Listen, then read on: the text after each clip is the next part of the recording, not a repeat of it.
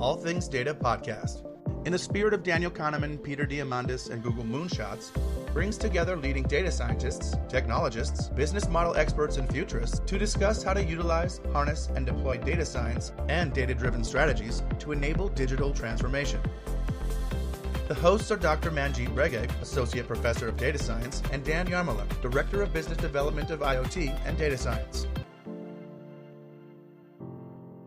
You are listening to the All Things Data podcast. My name is Manjeet Rege. This is a show where we talk about all things related to data, data science, machine learning, AI, and I'm joined by my co-host, Dan Yarmoluk, who will also introduce our guest today. Hi, Dan. Hi, Manjeet. It's great to be here. We got a fantastic guest today. We have Rishad Tobaccowala. Rishad, welcome to the podcast. Thank you. So Rishad is the Chief Growth Officer of Publicis Groupe, a global advertising and communications firm with 80,000 employees worldwide. He recently published a book called Restoring the Soul of Business, Staying Human in the Age of Data, which will be most of our topic for today. And he's hailed by Time and Business Week as one of the business leaders and top 5 marketing innovators in the world. We're very excited to have you on the show, Rishad. Welcome. Thank you again. Rishad, with this book, Restoring the Soul of Business, Staying Human in the Age of Data, can you tell me what was your inspiration for writing it? Like, why did you feel this burning need to kind of put all that effort into publishing a book? There were 3 different reasons. The first one was over the last 5 or 7 years, I had noticed that as data became more prevalent, as the internet and apps sort of permeated into everybody's lives and organizations, that companies were tilting more and more towards data-driven decision-making, data-driven filters, etc. And I was beginning to worry that as a result, this emphasis on what I call data or the spreadsheet was coming at the price of the story of a company or the story of an organization, which is a combination of emotion and talent and culture. And as a result, companies from Wells Fargo to many others were sort of losing the plot. And so that was one reason, which is a belief that to be successful, you have to combine art and science, spreadsheet and story, and we were tilting too much towards one. The second reason really was that as someone who has got a degree in advanced mathematics, gone to an MBA school, been very involved in digital, I could see that data and digital and all of these things were going to become even more pervasive. But people were struggling in organizations. People were sort of saying, we understand about change management, we understand about transformation, but it's really very hard because we're forgetting that while the world is becoming silicon and data-driven and digital, that the human beings in these organizations or companies are carbon-based analog feeling people, and we weren't bringing them along. So for those 2 reasons, which is a concern of my own, and then increasingly as I was going around both advising with clients and speaking, that this became a prevalent issue regardless of organization, country, or level. Mm-hmm. So Rishad, when did you begin to realize the benefits of combining emotions and data, human and machine learning, intuition and algorithms? I've always believed that that has been always in existence for many, many years, for many successful companies. And that's the way most companies were working, primarily because there wasn't so much data, technology, and math outside of some organizations. So let's say a technology company, but in most other cases, it was the left brain was really, hey, here are our results, here are some spreadsheets, but we were not inundated with the level and speed and velocity of data that we currently have. And when this new generation began, I began to realize that companies that tended to do a little bit better. So let's say a Southwest versus United Airlines in the very same category, or a Walmart and a Costco. The companies that were doing better were companies that clearly were deeply into data-driven decision-making, algorithms, extracting all kinds of trends. But those same companies were investing in talent, investing in people, investing in storytelling. And I also began to realize that the companies that tended to separate on human experience and other designs, whether it is, a Apple or a movie making company before they were acquired by Disney like Pixar. So it became clear that as technology became pervasive, companies were so tilting towards it, but still at this particular stage, the companies that were differentiating were really the other ones. So I always thought that they were combined, but then the stilts took away a lot of the combination, while seeing at the same time, people were given quantitative goals to deliver results regardless of what happens. So you begin to have things like a Wells Fargo, where people basically open up fake accounts because they need to meet particular quotas. You see the same thing with University of Phoenix. And then you see these companies' market cap, once people figure out that they have become all numerical to such a point that they've become either unethical or don't care about customer service, they begin to lose market caps of 60 to 70%. And so then I could actually prove that if you don't do the balance, you actually lose even if you measure your company completely through spreadsheets. So if you measure your company through market cap, it became very also clear that companies that are seen as most innovative, highest satisfaction of employees, and those with the greatest culture and purpose tended also to have the market cap. That's interesting with the market cap perspective. Right, because the only way to convince a left-brain spreadsheet person that story matters is by proving it using left-brain spreadsheet numerics. Well, as you know, this is like thinking fast and thinking slow. Daniel Kahneman and natural biases and how we think of ROI traditionally versus where we're going in the new world. Yes. There's really very little paradigms for people to compare to when we're a pattern recognized kind of brain or thought process. Exactly. And in fact, Ken Auletta, as you've seen, who wrote the foreword to my book, and he's a very famous New Yorker writer and best-selling author, he sort of compares this book to have little flavor, obviously a very small little flavor of Thinking Fast and Slow, which obviously is an incredible book. And I know your podcast is somewhat inspired by. Well, yeah. There's from a data science perspective where you can think the computers can see those weak patterns and see things that are, but I've noticed too, and I'll pause on this point because I want to ask you the next question, and then we can double click into it. But what exactly is the soul of a business, and how can a business restore it? So I believe that the soul of a business is when it combines two things. It combines the story and the spreadsheet. And today, by emphasizing too much on the spreadsheet side, companies have to now tilt towards the story side. The story side are really three factors, which is, are you paying a lot of attention to the culture of a company, to the emotions and to your customers, both emotions of your customers and broader emotions? And do you have a story and purpose that people can sort of buy into? And that combined with the spreadsheet is how you get to have the soul of a company. So soul of a company, think of it as a twin-hearted company, or if you were in a science fiction movie, a planet with two suns. And you have to have both the two suns shining. If you don't have the spreadsheet sun, the numerical sun, you will die because your business will go out of business and you won't have a soul. On the other hand, if you just are the numerics, you basically will die because you will miss either the signals from customers, or your culture will go awry, or you'll not be able to attract the world's best talent. And small little shifts in this are pretty incredible. So there is and I'm trying to trace the exact place where I got this number from, but I know I read it, so it's not a made-up number. But about 2 years ago, when someone got a job offer from Facebook, about 90% of the people plus would accept it. That number is down to 50% 2 years later. Mm.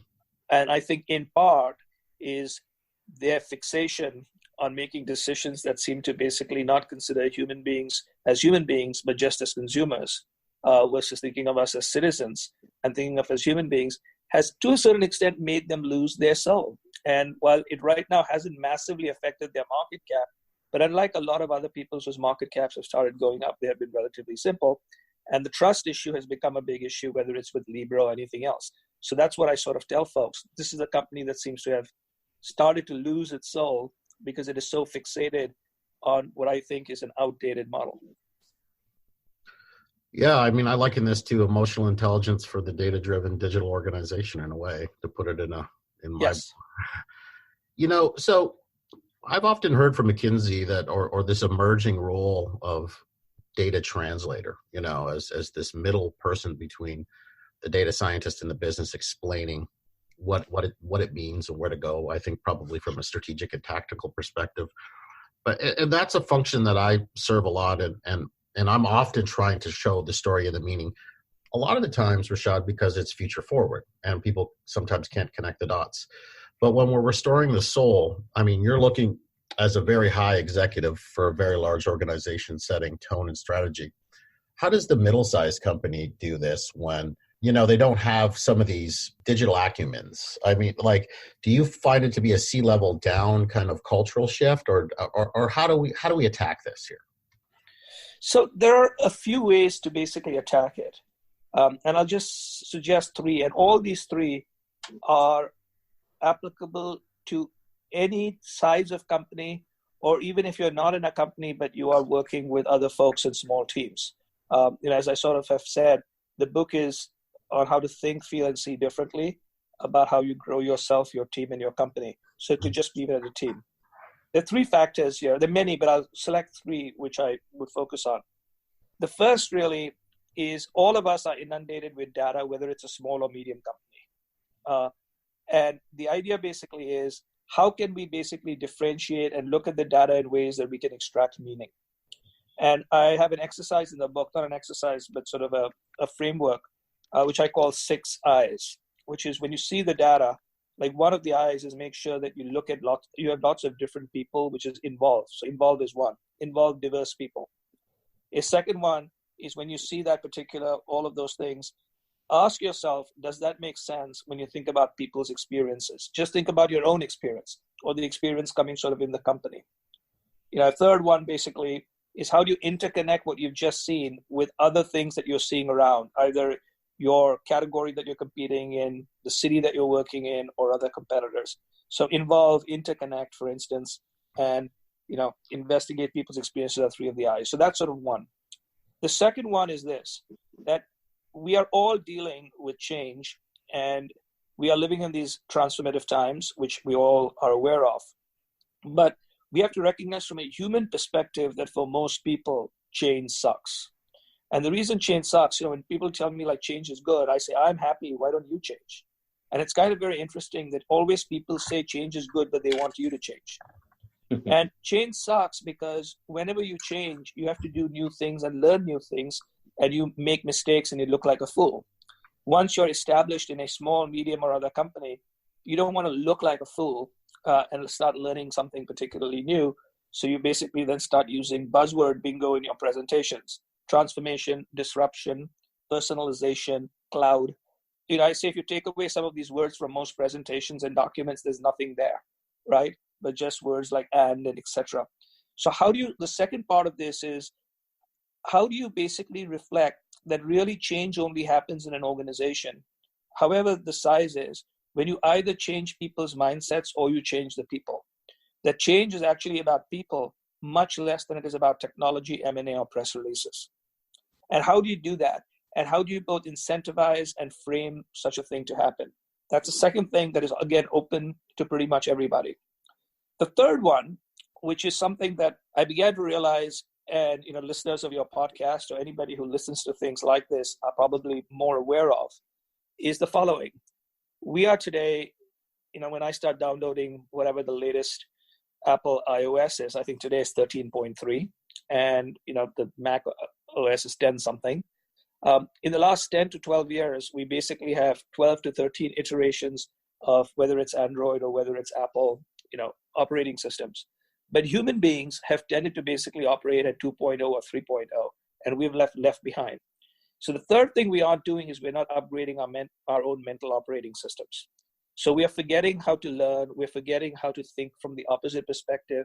And this becomes extremely important in a world where technology is basically polarizing us more. And so the third aspect really is, if you want to succeed, you have to learn how to upgrade your mental operating system.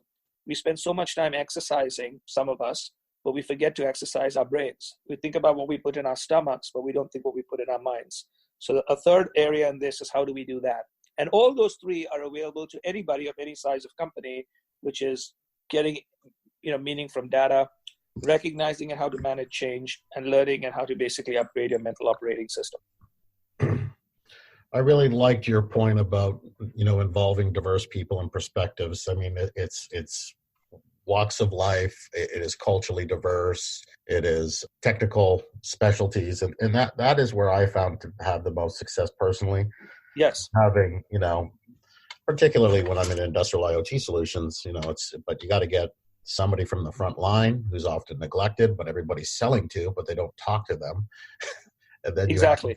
You have a data scientist and then a program manager and others, right? Just to kind of, but when you get them all together and show them the meaning, kind of magic can happen from that. And that has been my experience as well. So I just like the way you articulated it, because I always say, get these guys in a room together. I didn't have those powerful words that you did in looking at those things. Absolutely. Thank you. No, that is absolutely important. And the other is not only get them all in the room together, but have a culture where they can actually speak up. Because sometimes what we have is we have diversity of looks, but we don't have diversity of voices.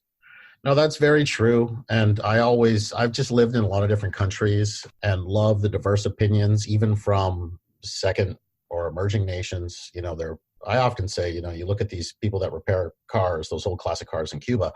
I would like to know his entrepreneurial mind if you gave him a data-driven kind of organization or problem to solve in conjunction with that kind of mind, and see what would come out of it. So our next question is, you call our era, or the current era, the third connected age. Can you explain what this means and what opportunities it provides? Absolutely. So the first connected age began, I believe, in 1989. Even though the internet and online existed before, with sort of the World Wide Web, or the web, that was sort of put forth with Tim Berners-Lee.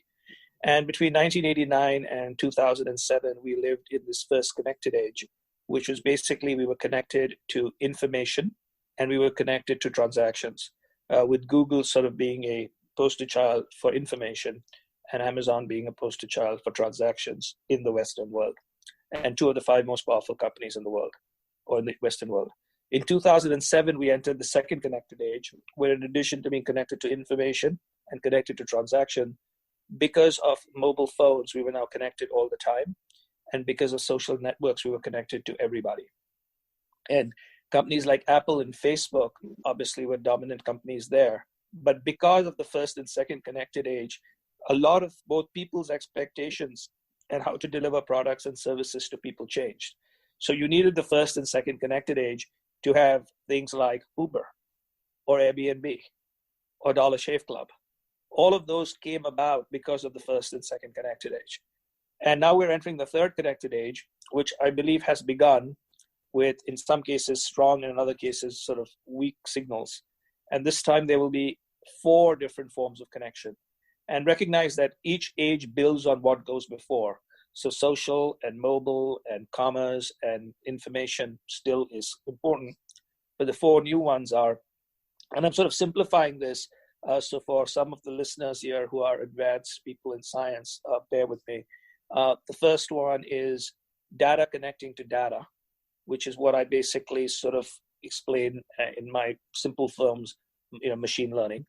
The second is things connecting to things, which is, as you had mentioned, which is sort of the Internet of Things. Third is much faster ways of connecting, of which 5G is the big one. And the fourth one is new ways of connecting, of which voice is the first one, and potentially AR and VR might come around in scale later. And I point to, say, a Google Home device or a Amazon Echo device and say there is an indication of many of these third connected age things all coming together, which is it's Internet of Things. It uses voice as an interface. It uses machine learning to figure out what in the world is going on. And as 5G becomes more prevalent, these devices will obviously, and quantum, these devices will basically become smaller. And as a result, things will particularly change. So the opportunities, I think, are threefold. The first is first order opportunities, where ostensibly there will be the likelihood of building businesses that actually take on some of the businesses that today might be very huge. Now, there's obviously a worry that the big businesses today have so much of the data and so much of the capital and the network effects that they couldn't actually be beat. But in a world where you have 5G, and in a world, increasingly of the Internet of Things, do you need a $1,000 Apple phone? because when you can get most of the processing now done on the cloud and in a way that is both has very little latency and it's 1,000 times faster. So first order effects will simply be to take on the current players, but with different form factors and different delivery. Second is massive changes in at least 2 of the 3 areas that are a dominant part of the United States economy. So one is health and one is education, which between them account for maybe 25% or more of GDP, and both where the costs are far outstripping the delivery. A third potential category will be finance. And the finance thing is more because there's a whole bunch of margin with no delivery. As I tell people, you got 11% of United States GDP in a category that a robot can do better. Why are we paying 11% of GDP for something? And you're beginning to see that, with zero trading commissions, consolidation, etc. So that's the second, which is second order effects. And the third is completely new products and services and utilities that we can't imagine that some entrepreneurs will sort of decide or will come up with, because in effect, it's like being given a completely new canvas to play in with new tools. So that's what I sort of call the third connected age. And it is going to be, I think, pretty dramatic. And I'm also hoping that these new technologies will help solve a couple of the bigger issues that we're grappling with, which aren't necessarily specifically, in the area of data and technology, but they are, which is the challenges we have with climate. And the other is the challenges we have with old age. Because in the Western world, we're growing old at 10,000 people turning 60 or 65 every day. And I don't think all of us are going to be able to live in nursing homes. And then we obviously have the climate change problem. So I'm hoping that these things can help solve that. Mm-hmm. I want to just take you back to what you said earlier, Rishad, about Facebook, for example, losing its soul. In your opinion, what's at risk of being lost when the company puts too much trust in the algorithms that it is trying to thrive on? So I think there are 4 major risks if you put a lot of emphasis on algorithms. The first is, as you all know, algorithms are written by human beings. Mm-hmm. And because they're written by human beings, what we basically have, as has been noted, is, they say algorithms are basically weapons of math destruction. But in effect, you've got internal biases which you don't see. So you could be running a biased business, which is number one. Number two, algorithms by their very nature, as the world changes around you, don't capture that because someone has to rewrite the algorithm. So in many ways, the possibility of becoming outdated when you just focus a lot on algorithms is an issue, or emphasizing just algorithms. So for a long time, let's say a Facebook or others have basically thought that their algos and machine learning could basically police what goes on their sites. But when you have today, out of their 2.5 billion users, any given year, there are 5.4 billion fake accounts that they have to close. So they have 2.5 billion users, but during the course of the year, they close down 5.4 billion accounts. And depending on who's counting, out of the 2.5 billion, between 10 to 20% are fake even now, right? Mm-hmm. And so what they've begun to understand is their machines are no match for human ingenuity, because so that's the other one, which is you begin to think too much about sort of the machine. And, yes, the machine can beat a human being, but the best chess player plus the machine can beat just the machine. So one is you become fixated. The third is that you become this fixated and you might lose this, you lose it. The fourth and the single most important thing, right? So in one case, when there's bias. Second is it can get outdated. Third, because you're highly dependent on something, you lose the plot. But the single most important thing is this: the more you get machines to do meaningful work, the less talent wants to work in a company. Because the reality of it is, if you reduce me to basically a assembly line gopher, why will I stay in that company? And one of the things that people are finding particularly interesting is that, and there was, I think, a study, I don't know whether it was McKinsey or Google or someone did a study that basically says that all of us, when we have our jobs, we, in addition to, obviously wanting money, fame, and power, we're looking for things like self-actualization, growth, and connections with people. And that part of the job, and every job has some of that and then it has other grunt work. If the AI basically takes over your grunt work, that's perfectly fine. If AI starts trying to take over your own this meaningful work, it gets really, really hard. And so one of the key things with these quantitative operations is, to a great extent, they are emphasizing algorithm-based businesses eventually become commodity businesses.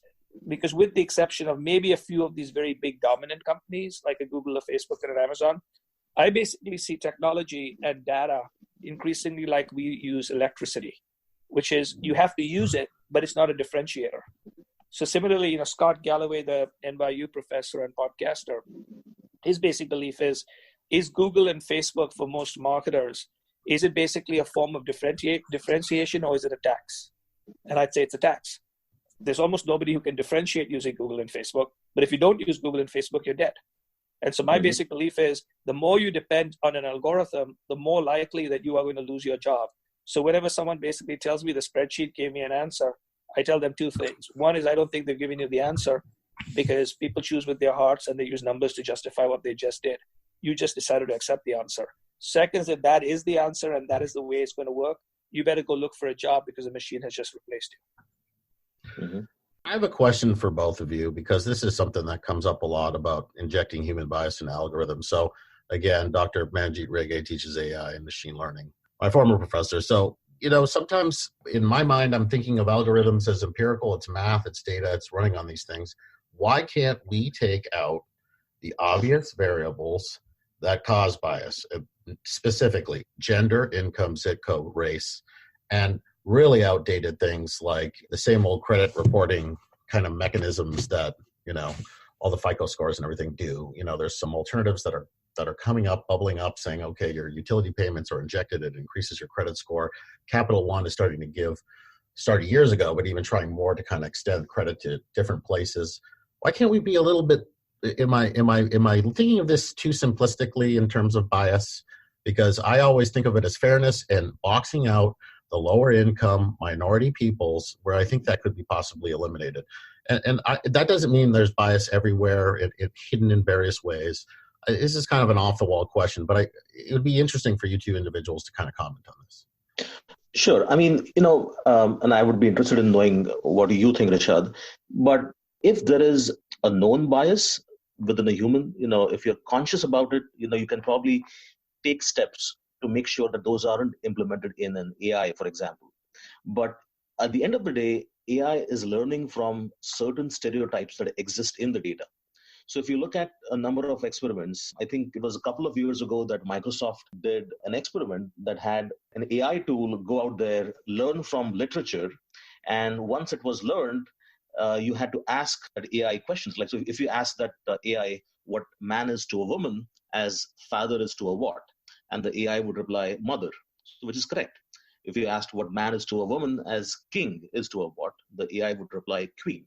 But if you asked the AI system what man is to a computer programmer as woman is to a what, the AI would reply a homemaker. So that was pretty unfortunate, because AI was learning on the stereotypes that existed in the literature that it had learned from. There are many such other examples where you have these human resource applications, where tools rather powered by AI that are more gender biased. There have been facial recognition tools that have been more favorable towards lighter skinned individuals as opposed to darker skinned. So it wasn't as if it was by design. It is just as if it just happened that you had more examples of lighter skinned individuals when that AI was trained. It was only after the fact that one comes to know that, hey, I think we have an inherent bias in the system, and then we can go back and perhaps rectify it. Over to you, Rishad. I would build on that, and I completely agree with you. To train most of these algorithms and machines, we obviously require a lot of data, and most of the data, as you basically mentioned, is historical. If you look at history, and the fact simply is that we are more than 100 years from the Civil War, and we still have a real issue of African American rights, right? Mm-hmm. So what tends to basically happen is, if you look at history, including now you're seeing sort of this cultural stuff, which is, should a Gagouin painting be allowed at the Met? Because looking back from 100 years ago, he was, sleeping with young women in Tahiti, right? So what tends to basically happen is, if we look at all the history has tended to be much more biased in the past than it is today. Not that it isn't biased today, but it's tended to be very biased. And usually also because of the rate of change, a lot of the data that we have makes no sense because the world is changing. So you see this really odd thing. The world is changing faster and faster, and people are becoming more interestingly different. At the same stage, our algorithms are built increasingly on more and more data from yesterday. And so if you don't have human beings that can modify those, I'm not saying, instead of, but can modify and add to it, and to the point you made, having diverse mindsets and diverse voices and different ways of looking at it, you basically are going to have nonsense. And one of the biggest things today simply is that the same people who talk about how fast the future is changing uses all old data or up to the minute data, and they don't believe everybody else is changing around them, but it's just that their machines are changing. But all of us are changing too. So, just to add to that, so basically what you were saying is you have AI or machine learning from historical data. Yeah. And so they are, in fact, looking behind instead of looking ahead, so to speak. Right. But a human is always interested in looking ahead. And that is where the human element comes into this, right? So that's where a combination of AI and a human can kind of fill up that gap of a backward as well as a forward looking. Yes. And to this date, though I know people think that one day this is going to be possible, and hopefully, I don't know if it will or not, is we have something that is extremely powerful, which is we can imagine. We imagine things where there is no data that justifies such imagination. And oddly, it is imagination that has created the companies that are run today by algorithms. Right. Absolutely. That's very ironic. Very great point. So Rishad, what successes can be better measured by human intuition? There are a few. The ones that I think are extremely important is, if you look at the first being the people who work in the company, which are employees. There's always been this emphasis on how does a customer think about a company, but better than that is how does an employee think of their company. So does an employee believe that they're both treated fairly, they're growing and they're learning, and they're working for a company with a good purpose? Those things can be measured, and there is a direct correlation in study after study from Fortune, etc., that those things are equated with the kind of financial factors that investors like. So that's sort of one part of it, which is employee satisfaction, employee growth, etc. The second one is how a company is perceived by its customers. And to a great extent, it's not just basically are the customers buying, but how are they buying? What do they think of the service? What do they think of other things? And the third one increasingly is the role that the company plays in society. Whether it is true or not true, or whether it is a cover-up or it's truly what they want to do. When the Business Roundtable basically said, hey, we have to think about something more than profit, or when Blackstone, Larry Fink basically said we have to look at sort of the purpose, people basically thought that they were saying, we don't care about profit. I actually think what they were basically saying is the only way for us to retain and grow profits is we have to think beyond just thinking about profits. Mm-hmm. That in effect, if you actually think about society and the community that we live in, we will become a more profitable company, while if we only look at the profits, we won't. There's a difference between looking at the scorecard and looking at the ball. Too many organizations have been looking at the scorecard and forgetting to fixate on the ball. What are some of the challenges to finding the right balance between human intuition and data-driven insights? There are many challenges. The first challenge is that it is a little bit more difficult, and it requires communication and inspiration and other human beliefs, because to incorporate humans into either change or decision making and human factors is much, much harder than just dealing with the left brain or with simply data. Sort of in my book, I sort of identify the characteristics as to why this is becoming hard. So one is some of these other insights are hard to find, but data is plentiful. Data is not messy, while people are. data feels certain versus hunches and culture feel uncertain. Data is a common language, but everyone has sort of segments of global culture. People look at data and they say data is the oil and it funds and it made companies like Google and Facebook. But I think as importantly, data can be shown in these amazing slides. You can take a bunch of crap, and by the time you've created a wonderful PowerPoint, you can make a piece of shit look like a cookie, right? And on the other hand, when life is somewhat messy and you're dealing it with from human beings, it's very hard to make it look like that. So one of the single biggest challenges simply is that one is so easy, fast to basically do, and the other requires time and effort and bringing people along. So that is the real struggle. But the other struggle is that people aren't speaking up and they don't have enough examples and they don't have enough case studies. And so part of what I've tried to do in this book, and it's a book with no case studies, but I've tried to pull out between 30 to 50 examples of different companies that are extremely good at connecting the two. There's a great book that I read many years ago by Ed Catmull, who's one of the founders of Pixar.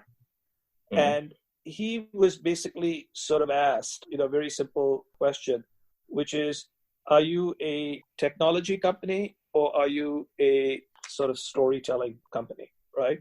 And he was sort of very clear that he says, hey, we have to balance humanity and technology. We basically do that by doing a couple of things, by having cutting edge technology, but by basically encouraging self-expression and diversity of thoughts, right? And you see that same thing with, a company like Adobe, because Adobe started, with creative suites, and then they went into Omniture and a whole bunch of other things. So I show example after example that companies that don't do only the data actually end up being pretty successful. And that is the second thing that we have. In addition to it's messy, people don't have enough guideposts. And then they don't have ways that the entire company can start doing this. I was very clear that when I was writing this book, there was a big, like Ken Auletta, who wrote my foreword.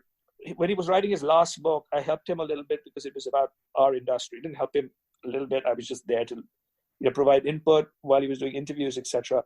And I told him about what I was trying to do with this book. And he said, I've never heard of a book that can be written for everybody. And he says, you're a marketer. You're not selecting a target audience. I said, no, I'm not selecting a target audience because I think the only way that this will work is if it's accessible to everybody.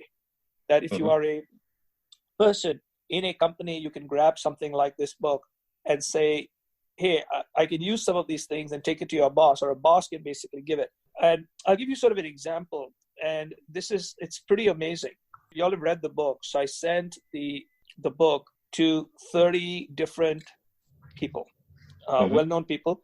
The only commonality among the 30 well-known people is they knew who I was and I knew them. So I wasn't like hiring someone to send a book to someone and pay them to say anything, right? I said, here it is. And I included data scientists, I included CEOs, I included creative people, etc.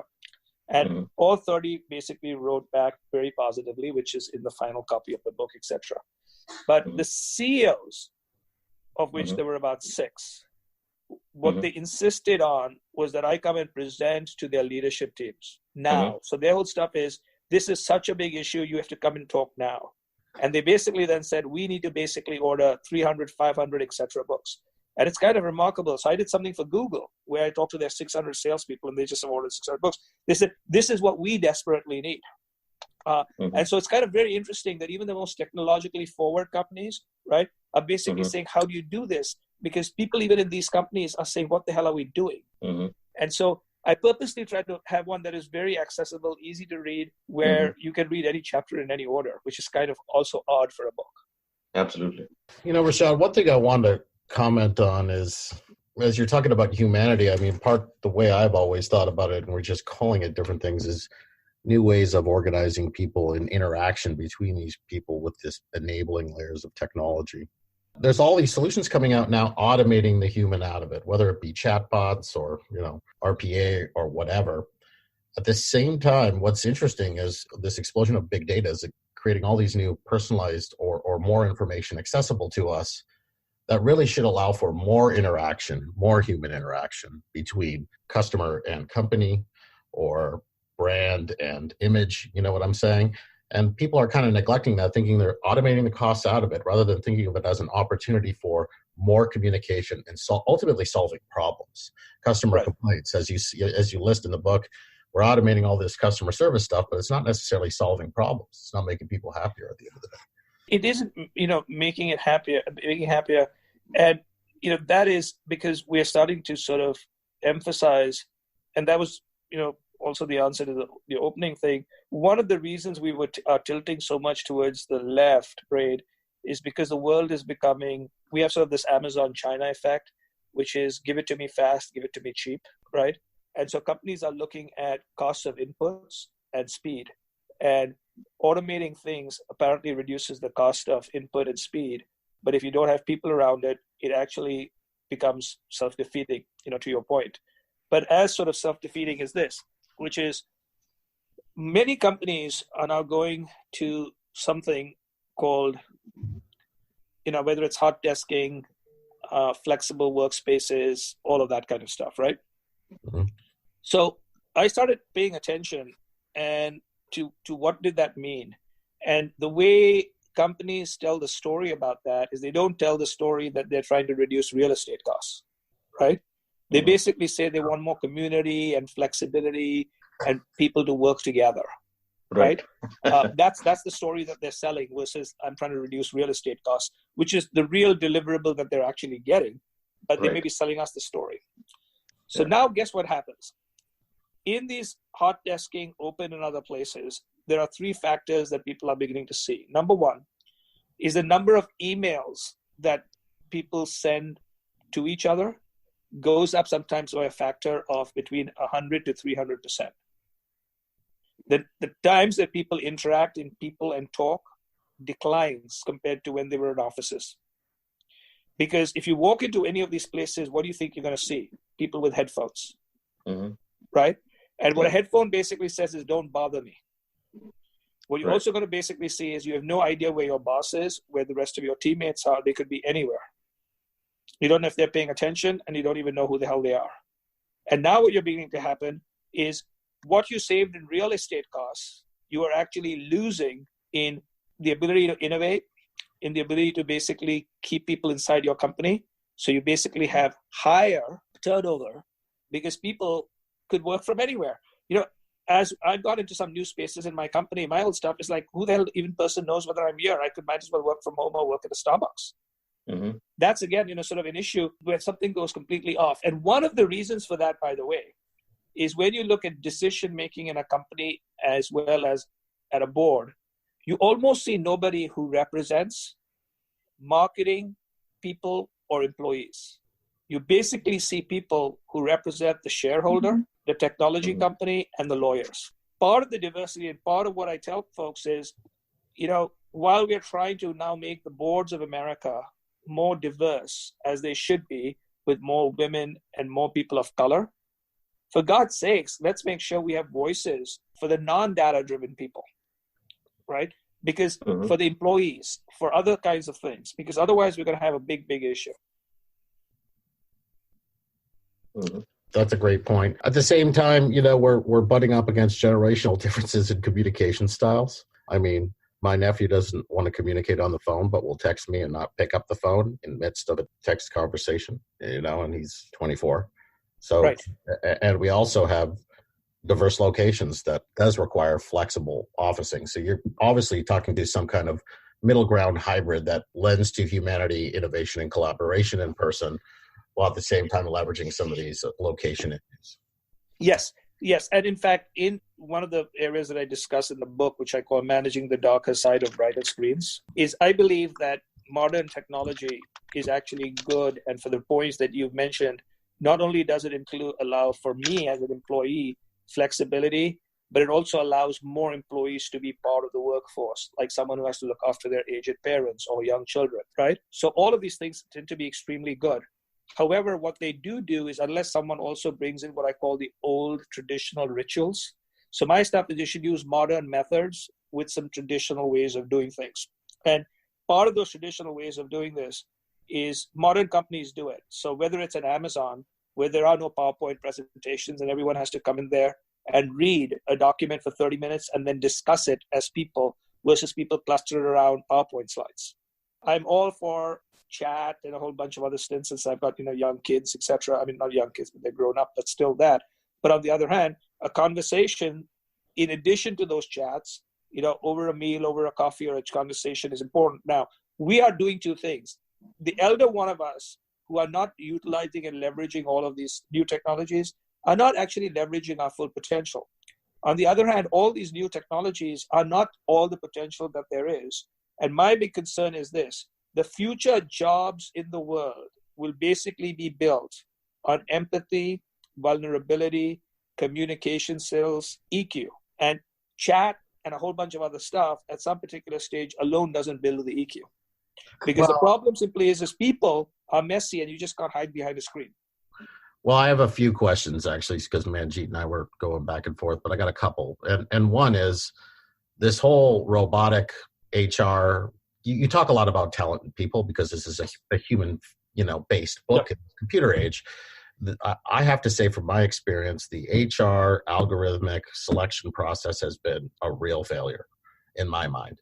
The way they're screening candidates, they're not looking at any of the factors, and maybe because their algorithms, this is the bias we were hearkening to, isn't seeing any of this connective tissue at all. They're just going, I want these skill sets, and not looking at, to me, the biggest part is the glue and the network effect between connecting all these dots.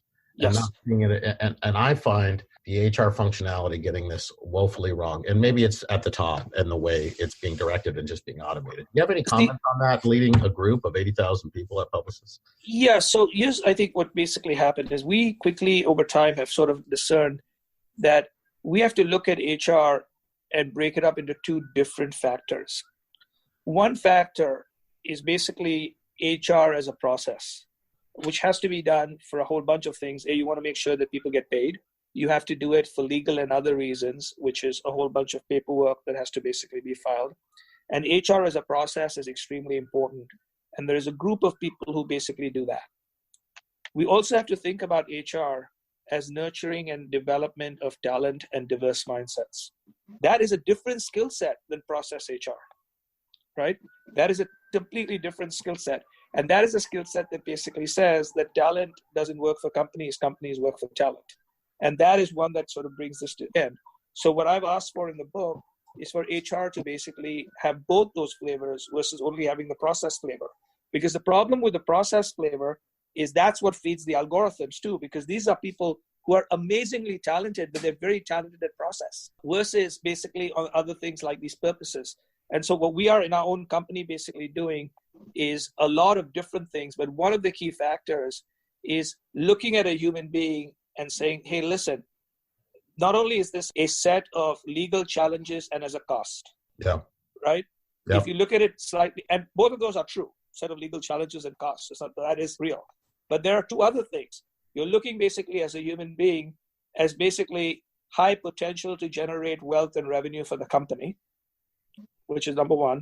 And second, they are the best salespeople for the company. And how do you basically also make sure that you feed that? And for us, the way we feed that, or we're working to feed that, is to connect them to four things which people have told us they want to be connected to. So the first is people want to basically be connected to wealths of knowledge, whether it is case studies, information, give me stuff that can make my job be done easier because I have access to this information. Second is give me access to other people that I can learn from. Third is give me access to opportunities. If there's an offer, an opportunity somewhere in a market or in a company, let me know about it versus just going outside. And the last one is please automate parts of my job. So give me access to productivity so I don't have to finagle around and spend a whole bunch of time on timesheets and expense reports. And so our basic belief is those four, but it's kind of interesting. Only one fourth of those is about removing stuff, right? 3 of them is about connecting them and to your point, soft tissue areas. And that becomes extremely important also because of this. So I have a definition in the book of innovation. So my definition of innovation is fresh, insightful connections. Because innovation needs to be new, so I use fresh. But insightful and connections is what we tend to miss. Insight basically comes from watching humanity. Insight doesn't basically come from looking at numbers, because if that was only what we needed, the machine would come up with the insight. So that's looking with humanity. And connections is basically when you connect two things that shouldn't be connected, which means you have to step outside your bubble and step outside your screen. Because if you're looking only within your bubble and screen, you have two problems. One is you don't see the other world. And the other is what I basically you give birth to incestuous ideas. Incestuous ideas are damaged. They're like bastard children ideas. So to a great extent, all of these screen-based things and HR focusing on removing costs and process destroys innovation in a company. Rishad, can you talk a little bit about this new upcoming book of yours? How will this book help readers use their emotions to become more relevant in today's workplace? I'm hoping that it will do so in 4 different ways. The first is in reading the book or reading any sections of the book that appeals to them. They don't have to read the whole thing, as you know. In reading that, they will basically think, see, and feel differently about things that they were doing before, which is they will have more examples than they had before to make a case. They will see things from different perspectives.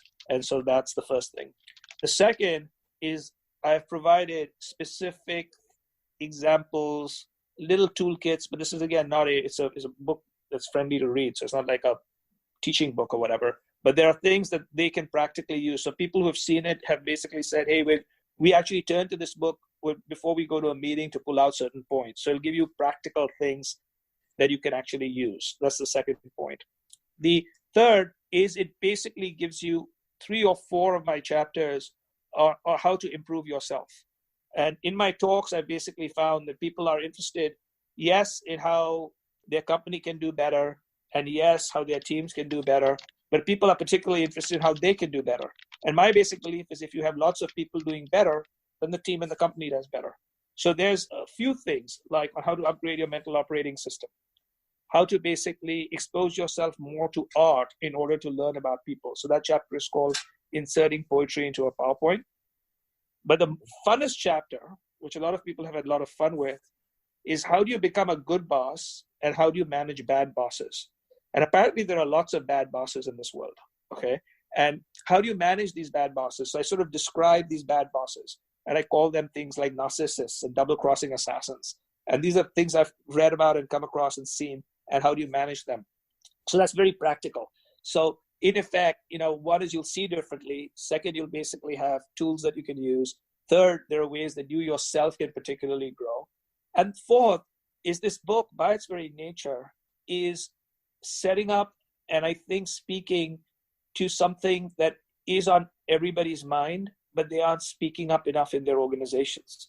And so one of the chapters in this book is anybody who reads this, and even people who don't read it, everybody is talented in the world. But why don't you bring your talent to work? And I've always found that in many companies, and this is like a sort of a metaphor, I tell people, like, hey, I came to your company today and I checked the garbage cans downstairs and I noticed that they were filled with half brains. And people said, what are you talking about? And I said, all of us, when we come into our workplaces, we come with only half our brains. And then we pick up the other half and we go home.